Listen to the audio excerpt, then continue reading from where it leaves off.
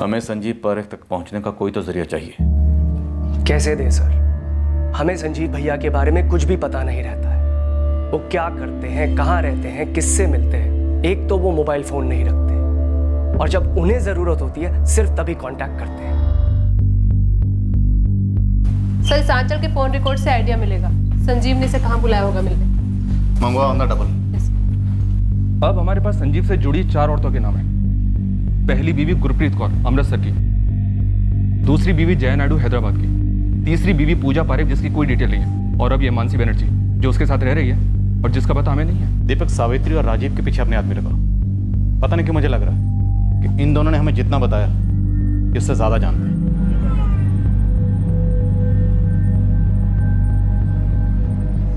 संजीव ने कविता जी को क्यों मारा? कुछ समझ में नहीं आ रहा प्रवीण। क्या किसी झगड़े का जिक्र किया था माँ पापा ने? नहीं नंदिनी, कभी नहीं। तो क्या ऐसा हो सकता है कि स्टेशन के सीसीटीवी में जो तस्वीर है वो संजीव और उसके बेटे की है, लेकिन मर्डर करने वाले 2 लोग कोई और ही हो?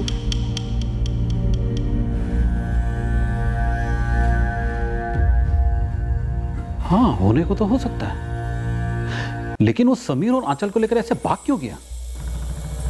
यहाँ शिमला में जो herbal product manufacturing plant setup हो रहा है, मैं वहाँ प्रोजेक्ट मैनेजर हूँ।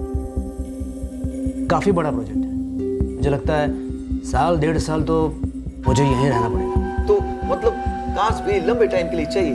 कम से कम 1 साल, ज़्यादा भी हो सकता है। देखिए सर जी, आपकी जो भी रिक्वायरमेंट होगी ना, हम पूरी करेंगे। आपको जितनी गाड़ी चाहिए, कौन सी टाइप की चाहिए, बस 24 घंटे पहले इन्फॉर्म कर दीजिए। हमको भी तो वही चाहिए। मुझे 4-6 जगह जाना पसंद भी नहीं है, उतना टाइम भी नहीं। आप बता दीजिए कि आपको हायर पर गाड़ी कब से चाहिए, हम अभी से बंदोबस्त शुरू कर देते। फिलहाल तो मुझे साइट इंस्पेक्शन के लिए जाना है। अभी इमीडिएटली कौन सी कार अवेलेबल है? अभी हमारे पास सिर्फ नाम है, गुरप्रीत कौर। एड्रेस नंबर कुछ नहीं। 1998 में संजीव पारेख ने अमृतसर की गुरप्रीत कौर से शादी की थी। तब ये संजीव अमृतसर की एक ट्रैवल एजेंसी में काम करता था, संदर्भ टूर्स एंड ट्रेवल्स। लगभग 19 साल पहले की बात है। काफ़ी कुछ बदल गया होगा। फिर मैं ढूंढता हूँ दोनों, संदर्भ टूर्स एंड ट्रेवल एजेंसी और गुरप्रीत कौर को। हैदराबाद का एड्रेस नहीं मालूम, सिर्फ नाम मालूम है, जया नायडू। और 16 साल पहले 2001 में शादी की थी उसने।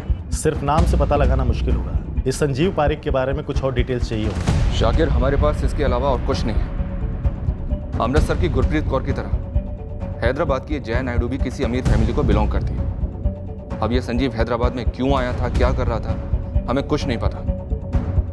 अमृतसर में भी ट्रैवल एजेंसी का नाम सिर्फ इसलिए पता चला क्योंकि संजीव ने कभी एक बार उसके भाई के साथ जिक्र किया था। लेकिन दीपक, यहाँ पे हैदराबाद में जया नायडू नाम की हजारों औरतें, उसके बारे में कुछ और जानकारी चाहिए, कुछ भी। संजीव के जया के साथ 2 बच्चे हैं, समीर और आंचल। उनके फोटोग्राफ्स हैं हमारे पास। हाँ, वो भेज दो। और इस संजीव पारेख की भी फोटोज हैं? हाँ है, मैं तीनों के फोटोज तो मैं फॉरवर्ड करूँ।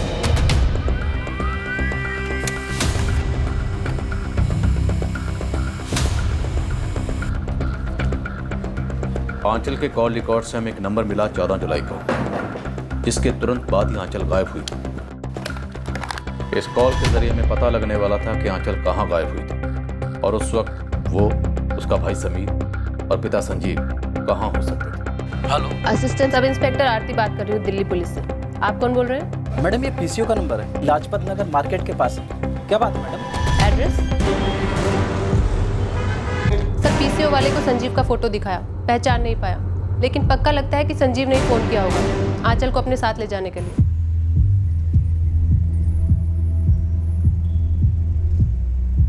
पापा कहाँ हैं? अंदर है, चलो। हेलो पापा। कैसी हो आंचल? मैं ठीक हूँ, आप कैसे हो? मैं भी ठीक हूँ। अच्छा सुनो, हम तीनों को कहीं जाना है। कहाँ? है एक जगह, लेकिन पहले कुछ खाओगी?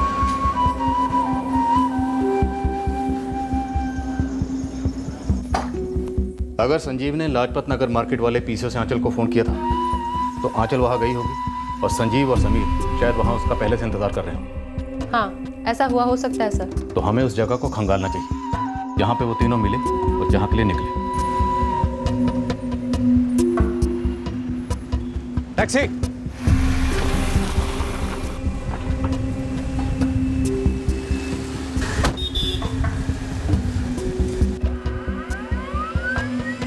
पूरे दिन की तलाश के बाद एक मॉल के सीसीटीवी में संजीव, समीर और आंचल को टैक्सी लेते वक्त देखा गया।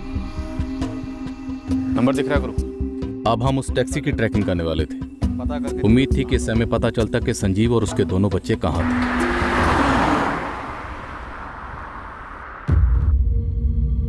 पापा अब हम कहाँ जाएंगे? देखते हैं, कई जगह है जाने के लिए। पर पापा दादी बहुत टेंशन में आ जाएंगी। लेकिन हमें उनको बताना नहीं है कि हम कहाँ पर हैं। राइट आंचल? दीदी, हम कोई सुराग नहीं छोड़ सकते।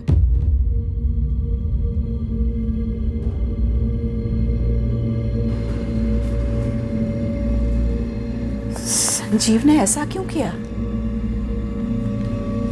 बच्चों को शामिल किया? बच्चों को? हमें क्या पता है? कुछ नहीं। हमें भैया के बारे में कभी कुछ पता चला है? लेकिन वो औरत, वो तो मेरी उम्र की रही होगी ना? उसने ऐसा क्या किया होगा? दलजीत, तेरा ही टैक्सी है।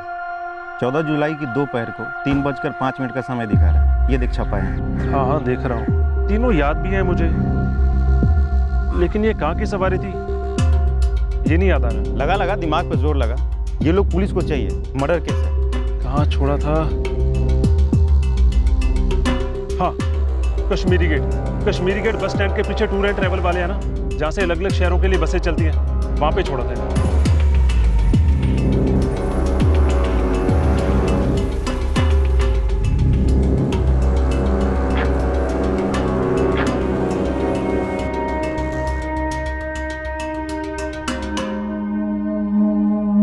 इन तीनों को मैंने वहीं छोड़ा था और ये तीनों सीधा एक दुकान के अंदर चले गए। भाई दलजीत, मुझे वहां लेकर चल अभी। चल चल जल्दी चल।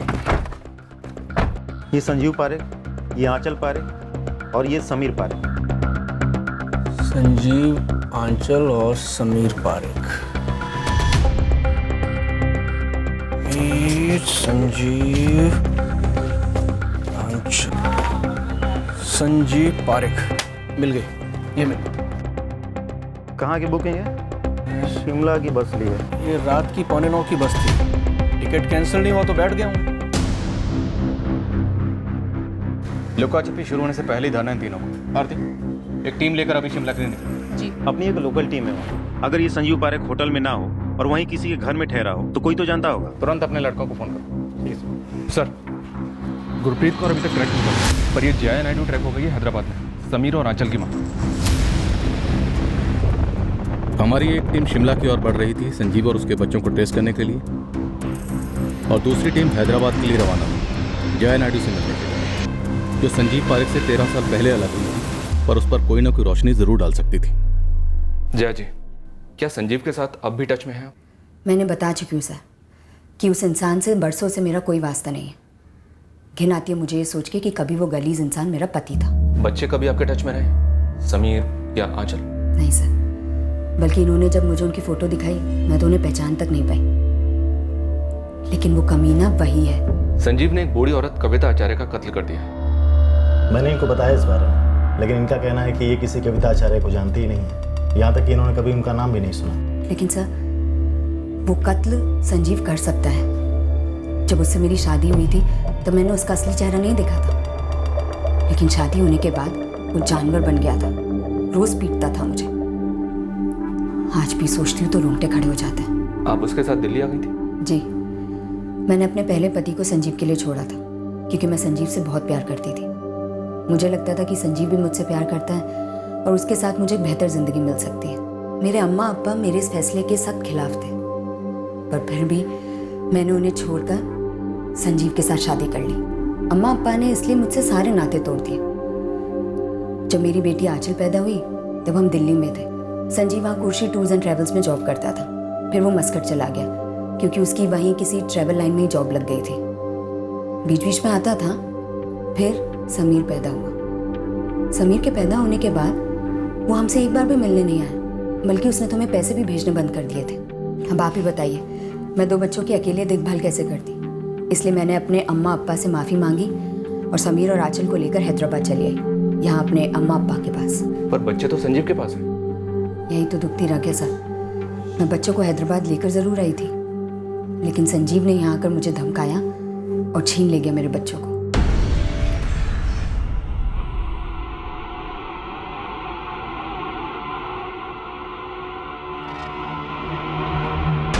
नहीं संजीव भाई, जया भाभी ने कुछ भी नहीं बताया हमें। फोन भी 2 हफ्तों से बंद है। घर भी 2 हफ्तों से लॉक है, समझ लीजिए। बल्कि हमने तो सोचा भाभी आपके पास गई है बच्चों को लेके फॉरेन में।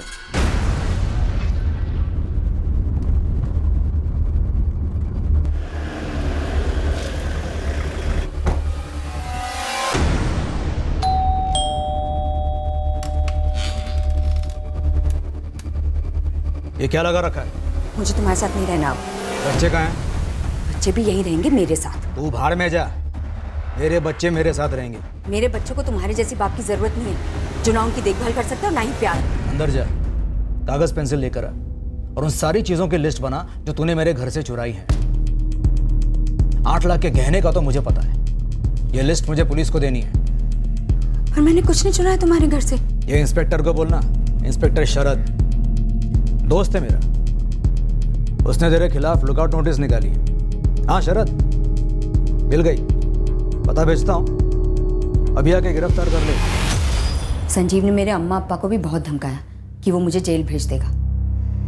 जब मैंने अपने पहले पति को संजीव के लिए छोड़ा था तब मेरे अम्मा अप्पा बहुत दुखी हुए थे, बहुत कुछ सुना था उन्होंने। इसलिए मैं संजीव की धमकियों से अपने अम्मा अप्पा को और तकलीफ नहीं देना चाहती थी। मैं बहुत डर गई थी। जाने दिया मैंने बच्चों को संजीव के साथ, ये सोचकर कि कभी ना कभी तो उनसे मिलूंगी, लेकिन ऐसे मिलूंगी ये कभी नहीं सोचा था। अंजलि अपार्टमेंट, सरोजनी नगर, यहीं रहते थे ना आप लोग? जी।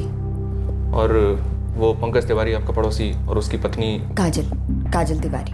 जया जी, अगर संजीव और बच्चे आपसे कांटेक्ट करते हैं तो आप हमें तुरंत बताएंगे। जी।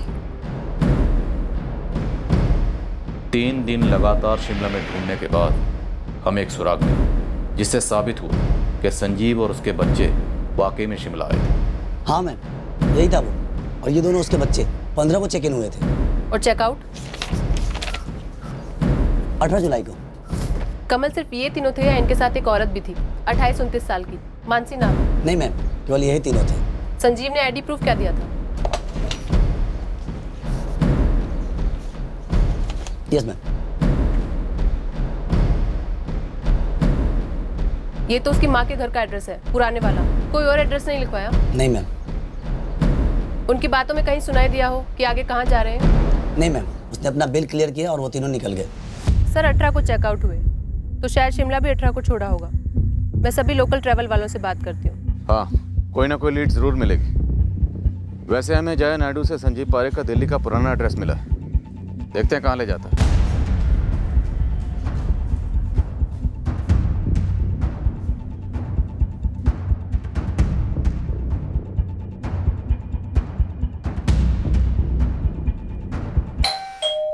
हाँ, पेपर में पढ़ा, हिल गए हम तो। इतने साल से हमें संजीव के लिए बुरा लग रहा था। क्यों? संजीव भाई ने हमसे कहा था कि जया का किसी के साथ चक्कर चल गया है और वो उसी के साथ भाग गई है। बच्चों को भी उसने हैदराबाद में किसी के घर ऐसे ही छोड़ दिया था, बल्कि ये उन्हें वहां से लेके आया। वो क्या बोलता है, क्या करता है, वो है क्या, किसी को कुछ नहीं पता। उसने एक बूढ़ी औरत कविता आचार्य का मर्डर क्यों किया, इस बात की भनक भी नहीं लग रही। पूजा से पता किया आपने? जया के बाद उसकी पत्नी? वो ट्रेस नहीं हो पा रही। संजीव की माँ ने हमें बताया कि पूजा ने भी उसे छोड़ दिया। ये तो हमें नहीं पता था। अच्छी थी वो और बच्चों का भी बहुत अच्छे से ख्याल रखती थी। ये पूजा कहाँ से थी, कुछ आइडिया है? नहीं, इतना तो नहीं मालूम, पर हाँ ये जरूर याद आ रहा है कि ये दोनों प्रसाद ट्रेवल्स पर मिले थे। वहीं ये दोनों जॉब करते थे। कहाँ है प्रसाद ट्रेवल्स? रजौरी गार्डन। अरे सर, हमने जब से पेपर में पढ़ा है बस ऑफिस में उसी की बात हो रही है। जब संजीव यहाँ काम करता था तब हम दोनों एक ही पोस्ट पर थे। सर, संजीव जैसा सेल्स एग्जीक्यूटिव मैंने नहीं देखा, टॉप का काम करता था।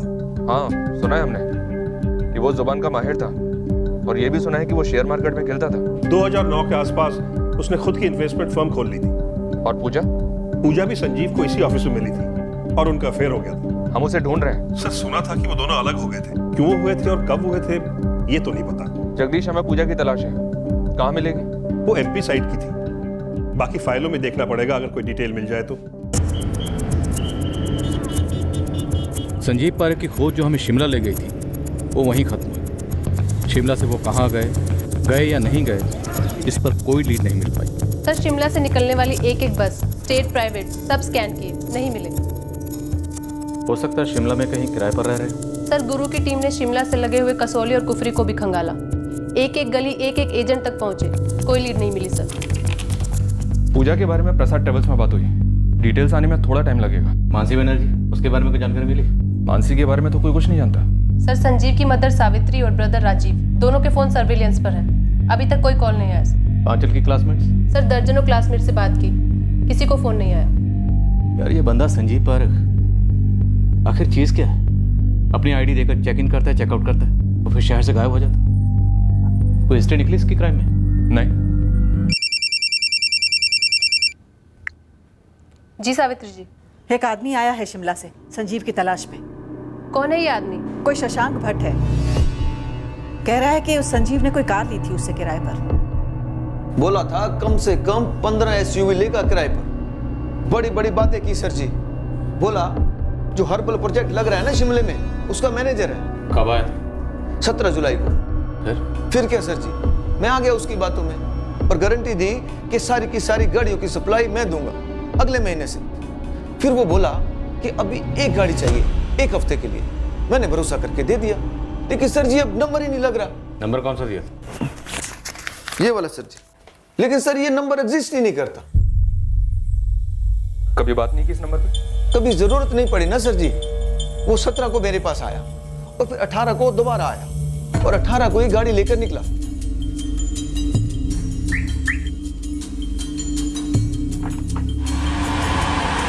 मैं अपने सभी कस्टमर से उनके ड्राइविंग लाइसेंस की कॉपी लेता हूँ, वो थी मेरे पास, वहीं से यहाँ तक पहुंचा।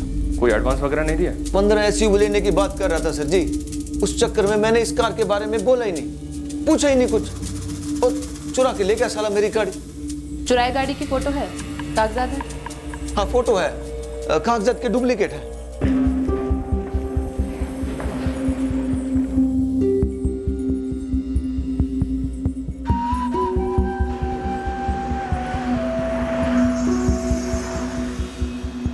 संजीव, समीर और आंचल पारेख की खोज अब शशांक भट्ट की कार की खोज बन गई। पड़ोसी राज्यों, टोल नाके और चेक पॉइंट्स को खबर कर दी गई इस चुराई गई कार और उसमें सवार तीनों लोगों के बारे में। हम अभी तक संजीव की कार को ट्रेस नहीं कर पाए और ना ही ये पता लगा पाए कि संजीव अपने बच्चों को लेकर किस तरफ गया। मतलब आपको कोई अंदाजा नहीं है कि संजीव ने हमारी माँ को क्यों मार डाला? जी नहीं, क्योंकि सिर्फ संजीव जानता है और अगर कोई और जानता है तो वो हमें बता नहीं रहा। मुझे तो ये बात अजीब लग रही है कि माँ के मुंह से इस संजीव का नाम कभी सुना ही नहीं मैंने। कैसा आदमी होगा ये? संजीव के बारे में हमें थोड़ी बहुत जानकारी मिली है। उसकी दूसरी बीवी जया से, उसके मुताबिक संजीव बेरहम इंसान है। संजीव की तीसरी बीवी पूजा, जिसने संजीव को छोड़ा, पता चला है कि वो भोपाल में है। हमारी एक टीम भोपाल गई है। हमें पूजा का भोपाल का एड्रेस प्रसाद ट्रेवल से मिला था, जहाँ पूजा और संजीव एक साथ काम करते थे। हमारी टीम ने भोपाल में पूजा को खोज ली। आंचल और समीर को भी घसीट लिया? वो अभी पता नहीं, दोनों उसके साथ हैं। पूजा तुम कविता आचार्य को अच्छे से जानती थी। संजीव ने उन्हें क्यों मारा? कविता आचार्य या फिर उनके हस्बैंड मुकेश आचार्य के साथ संजीव का कभी कोई झगड़ा हुआ था? जब तक हम लक्ष्मी नगर में रहते थे, कविता जी और मुकेश जी के साथ कभी कोई झगड़ा वगड़ा नहीं हुआ। हम सब तो बड़े प्यार से घुल मिल कर रहते थे। तुमने संजीव को 2014 में छोड़ा? हाँ, उसके बाद ना मेरी उससे या ना बच्चों से कभी कोई बात हुई। उसने बच्चों को भी मेरे खिलाफ भड़काया होगा। तीनों आखिरी बार शिमला में दिखे थे। कहाँ जा सकते हैं वो लोग? वो हैदराबाद जया के पास कभी नहीं जाएगा, भोपाल मेरे पास भी नहीं आएगा। संजीव ने मुझे बोला था कि जया ने उसे और बच्चों को छोड़ दिया। मुझे तो अब पता चला कि संजीव ने जया को धमकी देकर आंचल और समीर को अपने साथ ले आया। वैसे जहां तक मैं जानती हूँ, एक लास्ट मानसी बैनर्जी थी उसकी लाइफ में। लक्ष्मी नगर वाले घर के पड़ोसियों में कोई मानसी को जानता हो? जी नहीं, ये हमारे पटेल नगर शिफ्ट होने के बाद की बात है। देखिए, संजीव एक नंबर का फ्रॉड आदमी है। झांसा देकर लड़कियों को पटाता है और जब मतलब निकले तब अपने असली रंग दिखाता है। झूठ तो पानी की तरह बहता है उसके मुंह से। जब हम लक्ष्मी नगर से पटेल नगर आए तब उसकी इन्वेस्टमेंट कंपनी का डामाडोल था। कई सारे लोगों का कर्जा था सर पर। तब वो इस मानसी को घर ले आया। अब से ये यहीं रहेगी। यहाँ रहेगी मतलब? मैंने इसे आंचल और समीर से मिलवाया, हम लोगों ने साथ में डिनर भी लिया। मैं समझ नहीं रही हूँ, तुम कहना क्या चाहते हो? मैं मानसी से प्यार करता हूँ और वो भी मुझसे प्यार करती है।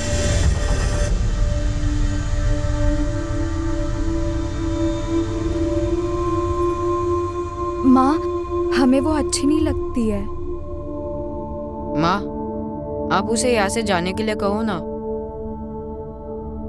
और वो यहाँ रहने की सोच भी कैसे सकती है? ये तुम्हारे पापा को सोचना है, क्या करना है और क्या नहीं। तो आप ही पापा को बोलो ना।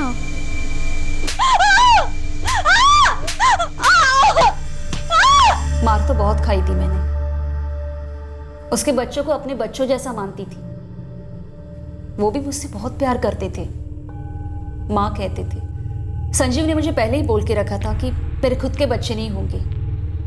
सब कबूल था, पर दूसरी औरत कबूल नहीं थी, इसलिए मैंने उसे छोड़ दिया। हमें इस मानसी की कोई खबर नहीं मिल रही। मुझे नहीं लगता कि मानसी बहुत ज्यादा सीरियस थी।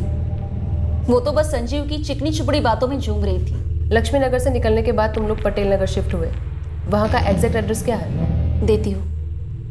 और एक बात, ये मानसी कोलकाता से है। एक बारी उसने मुझे बोला था। और ये संजीव मोबाइल फ़ोन यूज़ नहीं करता, सच है? सच है। और वो इसलिए क्योंकि उसने बहुत सारे लोगों को दगा दिया था। उन सब से बचने के लिए वो जानबूझकर मोबाइल इस्तेमाल नहीं करता था। और ये सब मुझे शादी के काफ़ी बाद पता चला। मानसी का कोई नंबर है? देखना पड़ेगा। पूजा ने पटेल नगर का जो एड्रेस दिया वहाँ जाकर आए। पड़ोसियों को मानसी तो याद है, पर सिर्फ नाम से। वो लोग 2015 में वहाँ से निकले। मानसी का कोई कॉन्टैक्ट नंबर मिला? आरती के पास मानसी का पुराना नंबर है जो कोई और इस्तेमाल कर रहा है। वैसे मैंने 2015 के पहले के कॉल रिकॉर्ड्स मंगवाए हैं जब वो नंबर मानसी यूज़ कर रही थी। हमारे पास उस चुराई हुई गाड़ी पर भी कोई लीड नहीं, जिसमें तीनों फरार हुए। इसके पहले कि हम मानसी तक पहुंचते, हमें चुराई की कार की खबर लखनऊ से मिली। शिमला की गाड़ी लखनऊ की एक सेकेंड हैंड कारों की दुकान में पाई।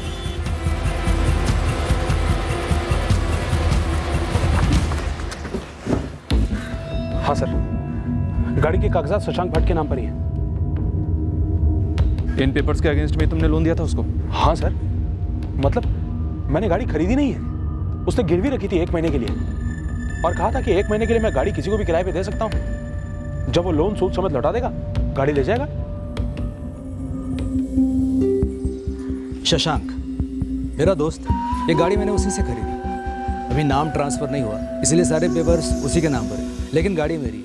हाँ, 1 महीने में लोन चुका दूंगा, सूद समेत। और अगर 1 महीने बाद तुमने पैसा सूद समेत नहीं लौटाया संजीव, तो मैं गाड़ी बेच दूंगा। उसकी नौबत नहीं आएगी, मैं अपनी गाड़ी बिकने नहीं दूंगा।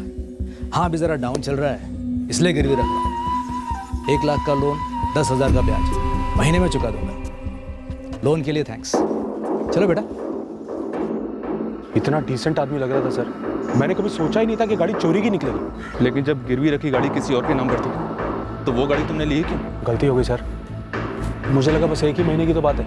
ये लखनऊ में कहाँ रह रहा था? उसने एड्रेस तो दिया था सर, लेकिन वो जाली निकला।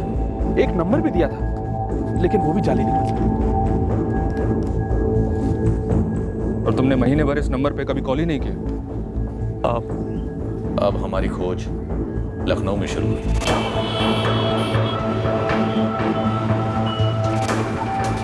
सारे होटल्स, गेस्ट हाउसेस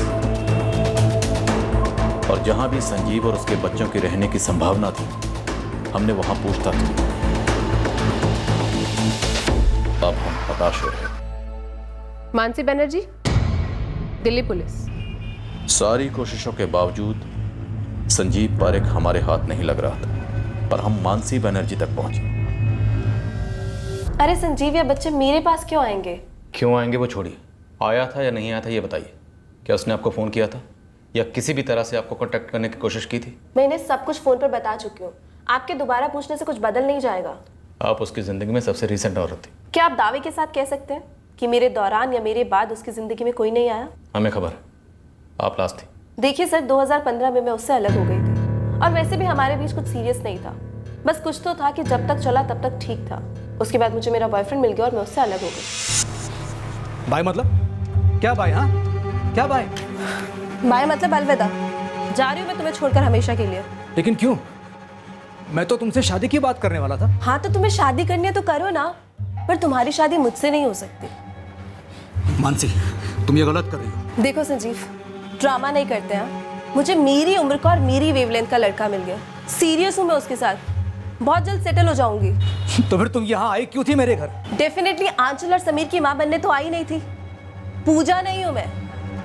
मानसी, तुम मेरे साथ ऐसा नहीं कर सकती। तो तुम भी मेरे साथ ऐसा नहीं कर सकते कि जबरदस्ती शादी की उम्मीद करो। नहीं मतलब नहीं। हाँ, ठेस तो पहुंची थी उसे, पर मैंने ज्यादा केयर नहीं किया और तब से मैंने उससे कट ऑफ कर दिया। और सर, मैं नहीं जानती कि कविता आचार्य कौन है और संजीव ने उसका मर्डर क्यों किया।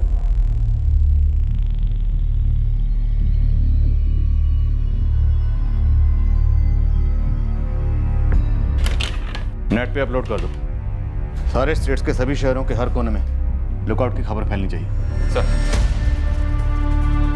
कविता आचार्य के परिवार वाले बार बार पूछने आ रहे थे कि उनकी मां का कातिल अब तक पकड़ा क्यों नहीं गया और कत्ल किस लिए हुआ, और हमारे पास उनके सवालों का कोई जवाब नहीं था। कमाल कर रहे हैं आप सर। एक तरफ आचार्य परिवार कविता जी को खोने का खालीपन महसूस कर रहा था और दूसरी तरफ था कत्ल का कारण ना जानने का आक्रोश। ये खालीपन और आक्रोश आरोपी के परिवार में भी झलक रहा था। एक बूढ़ी औरत अपने पोते की सुरक्षा को लेकर परेशान थी। वो ये समझ ही नहीं पा रही थी कि उसके बेटे ने कत्ल जैसा संगीन जुर्म क्यों किया और अपने बच्चों को उस जुर्म में शामिल क्यों किया।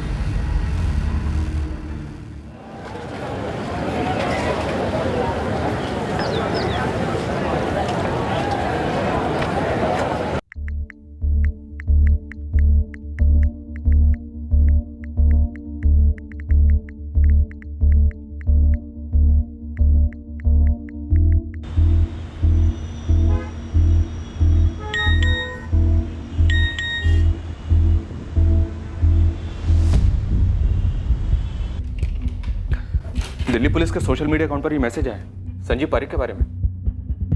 मेरा नाम भास्कर झा है। आपने जिस क्रिमिनल का फोटो डाला था नेट पर, संजीव पारेख, उसने मेरे साथ फ्रॉड किया है। यहाँ वाराणसी में। इस भास्कर झा से तुरंत कांटेक्ट करो। पूरे 2 महीने हम संजीव पारेख के पीछे लगे रहे, वो हमारे हाथ नहीं लगा। अब अचानक से ब्रेक थ्रू एक ऐसे शख्स से मिल रहा था जिसका कविता आचार्य मर्डर केस से कोई वास्ता नहीं था, बस संजीव से जरूर था। एक हफ्ता पहले संजीव ने मुझे बाइक बेची थी। मुझे बोला 2 दिन में बाइक के पेपर्स दे देगा। अब हवा हो गया सर। कहाँ रह रहा था? सर यहाँ एक गणेश लॉज है, वहाँ अपने बेटे और बेटी के साथ रह रहा था सर। सर बाइक ऋषिकेश से चोरी हुई है, किराए पे ली थी, फिर इसका जीपीएस निकाला और इसको यहाँ वाराणसी में ले आया। इस वक्त कहाँ होगा वो? पता नहीं सर, लेकिन 3 दिन पहले मैंने उसे 80 घाट पे देखा था। मैंने जैसी आवाज़ लगाई सर भाग खड़ा हुआ। भीड़ का फायदा मिल गया सर उसे, वरना मैं उसे वहीं धर लेता। तुम्हारी पहचान कैसे हुई? सर मैं यहाँ पे टूरिस्ट गाइड हूँ। मैं संजीव पारेख और उसके दोनों बच्चों को सैर करवा रहा था सर। बातों बातों में मुझसे बोला कि वो यहाँ पे एक ट्रैवल एजेंसी डालना चाहता है, गाड़ी खरीदने वाला है, इसलिए बाइक बेचना चाहता है। सर मैं झांसे में आ गया। नंबर दे उसका। ये लीजिए सर। ये संजीव पारेख मुझसे बहुत बड़ी बड़ी बातें कर रहा था। मुझे बोला दिल्ली में इसकी एक एजेंसी है, मस्कट में एक एजेंसी है। मुझे लगा इंटरनेट पे सर्च करूंगा तो कोई जानकारी मिल जाएगी। सर जैसे ही मैंने इसका नाम डाला, सबसे पहले मर्डर वाली खबर और इसकी फ़ोटो दिख गई। सर मैं तो देख के ठंडा पड़ गया एकदम से। नंबर स्विच ऑफ है। तुमने उसे 80 घाट पर कब देखा था? 3 दिन पहले? हाँ सर 80 घाट पे 3 दिन पहले। वैसे 3 दिन काफ़ी होते हैं, चांसेस कम है कि वो अभी भी वाराणसी में हो। अखिलेश फिर भी कोशिश करो। सर पूरा नेटवर्क लगा दो। दिल्ली, शिमला और लखनऊ के तजुर्बों के बाद हमें ये लग रहा था कि इस बार भी संजीव पारेख हमारे हाथ से निकल गया, वाराणसी छोड़ चुका है, और फिर भी हमने कोई कसर नहीं छोड़ी और आखिर में मेहनत रंग लाई।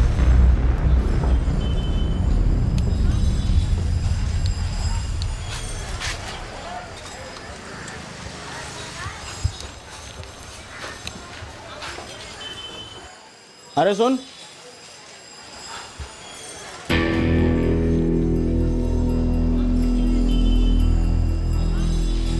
चाय नमकीन लेके आ।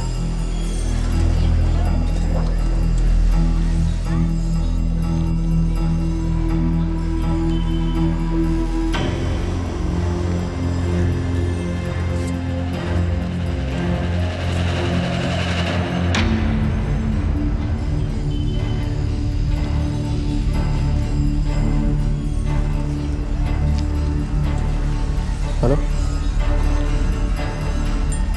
हाँ एक मिनट।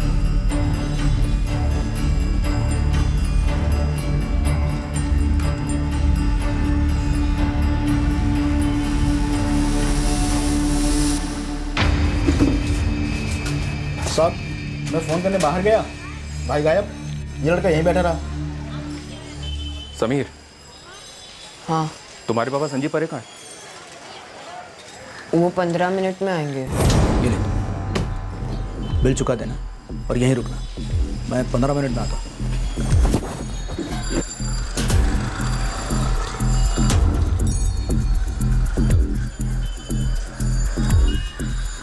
और तुम्हारी बहन आंचल, वो कहाँ है? पद्मा लॉज। लड़का और फादर बाहर गए हैं, लड़की अब भी कमरे में है। मैंने उसे बाहर जाते नहीं देखा सर। दरअसल लड़की के फादर ने होटल के फोन पर कॉल किया था और मैंने खुद लड़की को कॉल ट्रांसफर की थी।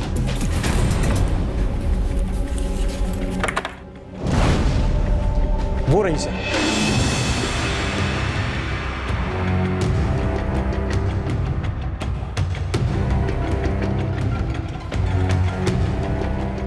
आंचल पारेख, हाँ पापा कहाँ हैं? मुझे नहीं पता। और तुम कहाँ जा रही हो? तुम्हारा पापा रेस्टोरेंट नहीं पहुंचा, और ना ही होटल। वो तुम दोनों बच्चों को छोड़कर भाग गया है। वादा किया था पापा ने, वो आकर हमें ले जाएंगे। फोन पर तुम्हारे पापा ने तुमसे क्या कहा आंचल? बोले डरो नहीं, मैं आऊंगा लेने। पर तुम तो कहीं जा रही थी, भाग रही थी। आंचल, तुम्हारे पापा कहाँ हैं? तुम लोगों ने कविता आचार्य का कत्ल क्यों किया? नहीं सर, मैंने कविता दादी को नहीं मारा। मैंने उन्हें इतने सालों में देखा तक नहीं। पर समीर तो कह रहा है कि ये सब तुम सब लोगों की मिलीजुली साजिश थी। तुम्हारे पापा ने और उसने मिलकर कविता को मार दिया, और फिर तुम भी उनके साथ भागी। आंचल, तुम भागी क्यों? और तुम्हें कैसे पता चला कि हम तुम्हारी दादी के घर तक पहुंच गए? पापा ने फोन करके कहा कि तुरंत आ जाओ। मैं गई। मैंने कहा था पापा से कि दादी टेंशन लेंगी। पर तुम्हें मालूम था कि उन लोगों ने कविता आचार्य को मार दिया है? जब पापा के साथ गई तब नहीं मालूम था, लेकिन 2 दिन बाद न्यूज़ में आने लगा तो मैंने पापा से पूछा तो उन्होंने बताया। पर सर, मेरा कोई इन्वॉल्वमेंट नहीं है इसमें। पर आंचल, तुम उन दोनों हत्यारों के साथ भागती रही हो। आंचल, झूठ ज्यादा दूर तक नहीं चलेगा। बता दो हमें, कहाँ हैं तुम्हारे पापा? तो तुम्हारे पापा ने तुम्हें क्राइम शोज की वीडियोस दिखाए 4 महीने लगातार, ये मर्डर करने के लिए? हाँ। तो प्लान ये था कि कविता आचार्य, जिसे तुम दादी कहते थे, उसको मारना है। क्यों मारना है ये नहीं बताया? पापा ने नहीं बताया कि वो मारी जाएगी। लेकिन तुम तो अपना चेहरा छुपाते हुए उनके घर तक पहुंचे थे, ताकि उनकी बिल्डिंग के सीसीटीवी कैमरे में तुम्हारी शक्ल नजर ना आए। पापा ने कहा था कैप पहनने के लिए और मुंह छुपाने के लिए, ताकि कोई पहचान ना सके। वीडियोस में ऐसा ही देखा था, लोग करते हैं ऐसा। पापा ने बोला हमें भी करना है। जब तुम्हारे पापा संजीव ने कविता आचार्य का कत्ल किया तो तुमने उनकी टांगें जकड़ रखी?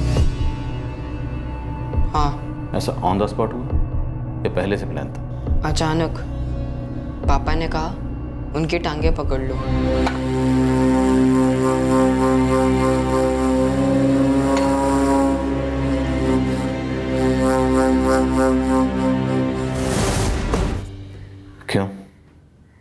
क्यों मार डाला? मुझे नहीं पता। पापा और कविता दादी के बीच में कुछ बातचीत हुई थी। किस बारे में? पैसा। संजीव, इतनी दूर आए हो तो चाय पी के जाना, लेकिन इस विषय पर अब चर्चा नहीं। मेरा सर फटा जा रहा है तुम्हारे इन बातों से। ऐसी कौन सी बात कह दी मैंने? अपने पैसे तो मांग रहा हूँ। लो चाय पी लो। देखो संजू, मेरा दिमाग और मत खाओ। 3 साल पहले जब मैंने आपको फ़ोन किया था, आपने कहा था 1 लाख रुपए धीरे धीरे करके चुका दूंगी, हर महीने किस्तें दूंगी। कुछ नहीं दिया। 2 साल पहले जब मैंने आपको फ़ोन किया था, आपने कहा था प्रॉब्लम में हूँ, नहीं दे सकती। अब मैं प्रॉब्लम में हूँ, मुझे मेरे पैसे चाहिए अभी। मेरे पति मुकेश और तुम कैरम खेला करते थे, लेकिन तुम दोनों के बीच ये पैसों की लेन देन कब हो गई मुझे नहीं पता, भगवान जानता है। नगद लिए थे मुझसे और कहा था लक्ष्मी नगर का घर बेचकर द्वारका में फ्लैट लूंगा, तब पैसे होंगे हाथ में दे दूंगा। कुछ नहीं दिया। अब वो नहीं रहे तो तुम्हारी जो मर्जी है वो तुम बोलोगे। जाने से पहले उन्होंने मुझे तो नहीं बताया था तुम्हारे इस लोन के बारे में। तो फिर मैं 1 लाख क्यों बोलता? 10 लाख बोलता ना। संजीव, तुम्हें जो बोलना है बोलो, जो सोचना है सोचो, मुझे फर्क नहीं पड़ता। लेकिन एक बात ध्यान से सुनो, मैं यहाँ अकेली रहती हूँ, इनके पेंशन पे मेरा गुजारा होता है। तुम्हें देने के लिए मेरे पास एक फुट्टी कौड़ी तक नहीं। मुझे मालूम था पैसे वापस करने का आपका इरादा ही नहीं है। तो फिर पूछते क्यों हो? मत पूछा करो। लेकिन ये प्लान तो 4 महीने पहले से चल रहा था कि कविता आचार्य को मारना है। मुझे नहीं पता। जब संजीव तुम्हें तुम्हारी दादी से अलग लेकर चला गया था तो तुम लोग कहाँ रह रहे थे? पंचकुला। वहाँ पर पापा का एक घर है और वो वहाँ जॉब कर रहे थे। तो तुम लोग पंचकुला से दिल्ली आए थे द्वारका 10 जुलाई को? हाँ सर, संजीव भैया ने बच्चे का ब्रेन वॉश कर दिया होगा। एक बार संजीव पारेख हाथ लग जाए तो फिर पूछते हैं उससे। आंचल, तुम और तुम्हारा भाई समीर अभी बहुत छोटे हो और तुम्हारे पापा तुम दोनों को छोड़कर भाग गए और तुम्हारा भाई समीर वो फंस गया क्योंकि कविता आचार्य की बिल्डिंग के सीसीटीवी में वो साफ नजर आ रहा है और उसने अपना जुर्म कबूल किया। बोलो, तुम्हारे पापा कहाँ? उन्होंने वाराणसी रेलवे स्टेशन पर मिलने को कहा। कहाँ जाने वाले थे? मुझे नहीं पता। बोले कि बैग वैग सब रूम पर ही छोड़ दो और रिक्शा लेके स्टेशन पर पहुंचो। तुम्हारे पापा ने तुम्हें बताया था कि तुम्हारा भाई पकड़ा जाए? उन्होंने कहा समीर की फिक्र मत करो, उसे कुछ नहीं होगा, हम बाद में उसे भी साथ में ले लेंगे। पर ऐसा तो हुआ नहीं। तुम्हारा भाई समीर तो पकड़ा गया और तुम भी पकड़ गई, है ना? इसलिए बोलो, तुम्हारे पापा कहाँ हैं? उन्होंने बस इतना ही कहा कि ट्रेन की टिकट खरीद ली है हम दोनों के लिए। रात की ट्रेन है। अमृतसर से चलकर मुगल सराय, पटना, आसनसोल के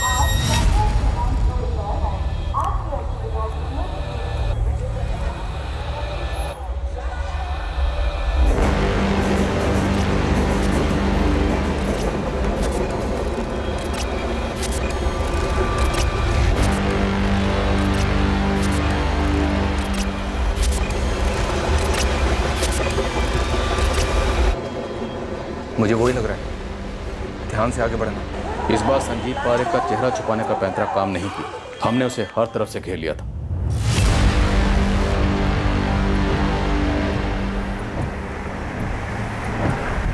समीर ने सब कुछ तो बता दिया सर, अब मैं और क्या बोलूं? हमें उसकी बताई कहानी पर यकीन नहीं है। तो आप अपनी कहानी बना लो इस पर आपको यकीन हो। देखिए सर, मोटा मोटा ऐसा है, मुकेश जी ने मुझसे लोन लिया था 1 लाख रुपए। वो चुकाने के पहले ही वो गुजर गए। मुझे पैसों की ज़रूरत थी। मैंने उनकी पत्नी कविता जी से पैसे मांगे। उस वक्त समीर, मेरा बेटा, मेरे साथ था। कविता जी ने साफ मना कर दिया। मेरा दिमाग खराब हो गया सर। मुझे मालूम था आप मेरी बेटी आंचल से पूछताछ करोगे। मैंने आंचल को अपने पास बुला लिया। मैं आंचल और समीर को लेकर यहाँ वहाँ भटकता रहा। आप लोग पीछा करते रहे, फाइनली आप जीत गए, मैं हार गया। तुमने अपने बेटे समीर को स्कूल से निकाला, पंचकुला में उसे बिठाकर 4 महीने क्राइम वीडियोस दिखाए। तुम वहां सिर्फ पैसों के लिए नहीं गए, तुम वहां गए थे मर्डर करने। अब ये बताओ कि मर्डर का असली मकसद क्या था? वहां जाने का एक ही मकसद था, और वो था 1 लाख रुपए, जो मुझे उनके कंगन गिरवी रखकर मिले। वहां पास ही में एक आदमी था जिसके पास वो गिरवी रखी।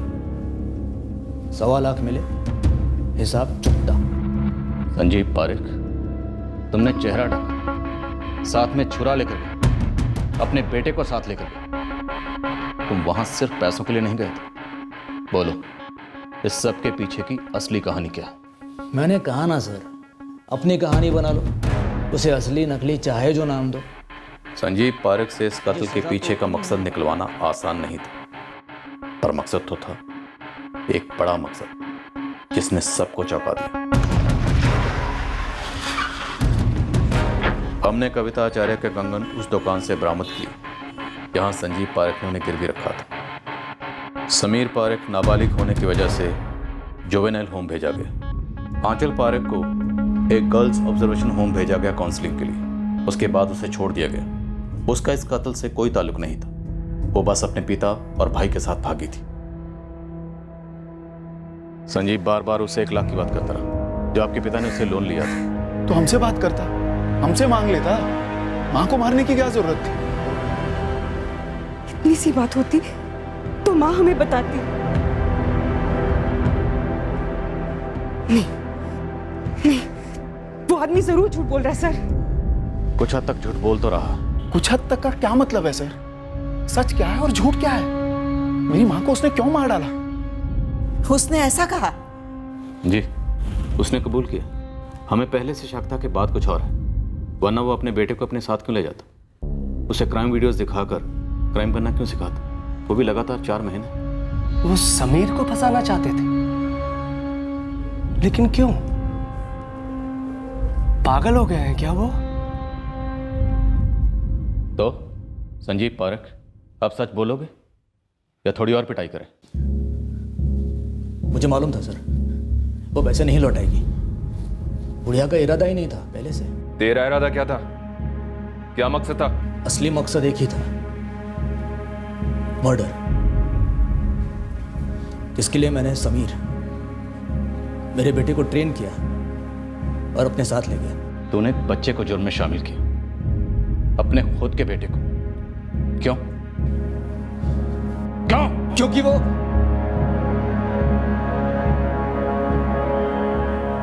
क्योंकि वो समीर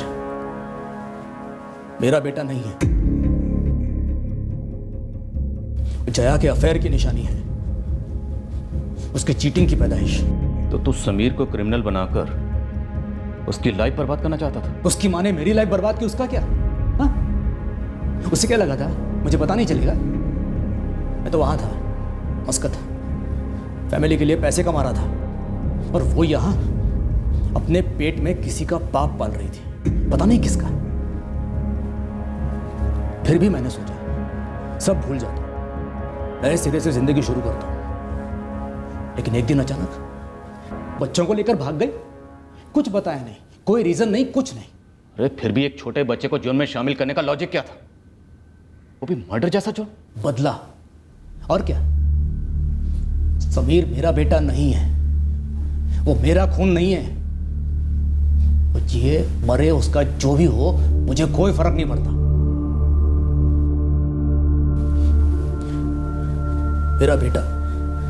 मेरा बेटा नहीं है, वो निशानी है, मेरे साथ हुए धोखे की निशानी।